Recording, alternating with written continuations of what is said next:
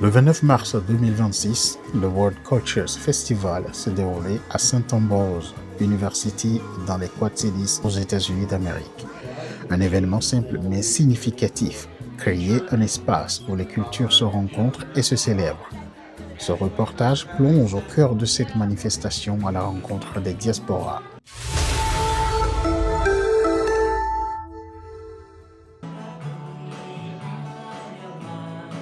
Pendant 3 heures, le Rogalski Center s'est transformé en carrefour culturel. Dégustation culinaire, musique, défilé de mode, artisanat. Chaque activité était une porte d'entrée vers une nouvelle culture. Pour la communauté soudanaise, participer à cet événement était crucial. C'était l'occasion de présenter sa culture à travers la danse et de transmettre une histoire millénaire qui prenait vie sur scène. The performance that we did on stage is typically what you would see at a traditional Sudanese wedding. It consists of 3 different sections. The first section with the girls in the all white, they pretty much represent what would be the bridesmaid. So very similar to an American wedding. Your bridesmaid would come out. They do a series of different dances. So a lot of we do a lot of shoulder movements. As you saw, a lot of us East Africans dance with mostly our shoulders. We don't dance with any other body part.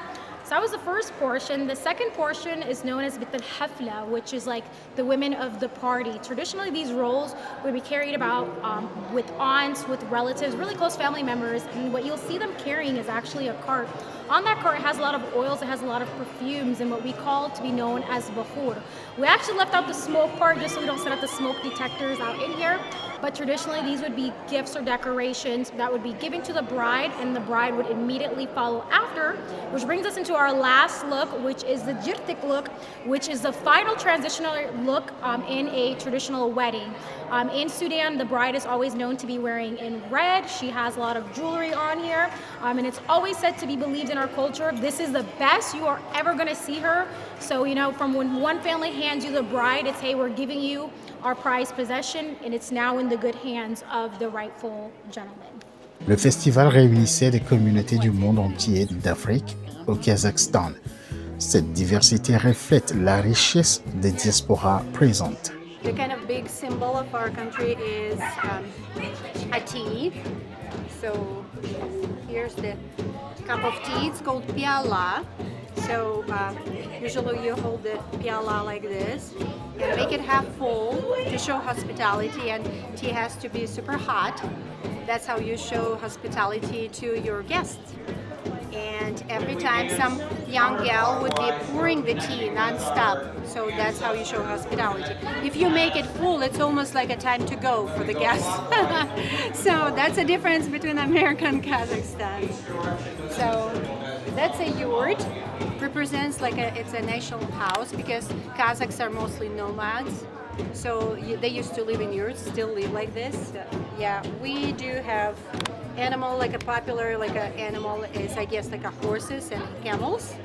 Yet we have huge cities and we have a lot of transportation, a lot of cars and beautiful mountains. Organiser un tel événement demande des mois de travail.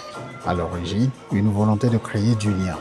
It is important to have an opportunity to gather, presenting our diverse cultures in our community. So at the same time, we don't really have that many opportunities to get together and celebrate our cultures. So we are seeking an opportunity to provide and present our unique and diverse cultures from the community.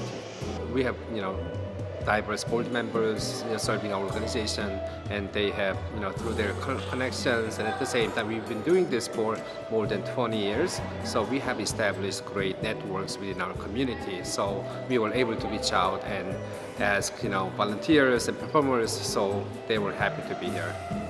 L'affluence a été en deçà des attentes, mais les organisateurs restent optimistes. I think we have to do some assessment, but I feel like so far we are doing great. We have less performers this year compared to last year, but our own rough estimation is that we are having more turnout compared to last year.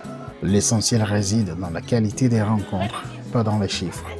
Certaines communautés ont appelé à une plus grande participation. On a invité le Togo aussi pour venir montrer sa culture ce que nous faisons chez nous, ce que nous savons faire.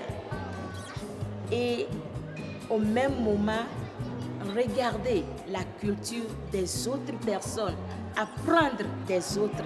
Les autres aussi vont apprendre de nous. Moi, je pense que cet événement, on doit saisir cet événement parce que ça nous permettra d'abord de nous affirmer à notre public. Ça leur donnera aussi une idée sur nous. C'est un événement qui se répète chaque année. C'est à nous de nous ajuster et faire tout possible pour participer à cet événement les prochaines fois. Je nous appelle tous à faire un effort. Je sais que c'est déjà difficile. On travaille ici, on contribue. On contribue ici déjà beaucoup. Faisons encore de sorte qu'ils nous voient dans leurs activités et en faisant ça, nous construisons ensemble notre communauté. Et nous y là-bas de Edjome, Bendoudou, Edjome ba ou dodo, Edjome ba ou Edjome de Kodjomo, Duna Weloa, Ola Defion. Donc, à mi de coucou, mi les togoto, pata, prochainement. Chaque année, on est 30 minutes, on va nous Un rappel de l'importance de s'impliquer et de préserver ces espaces.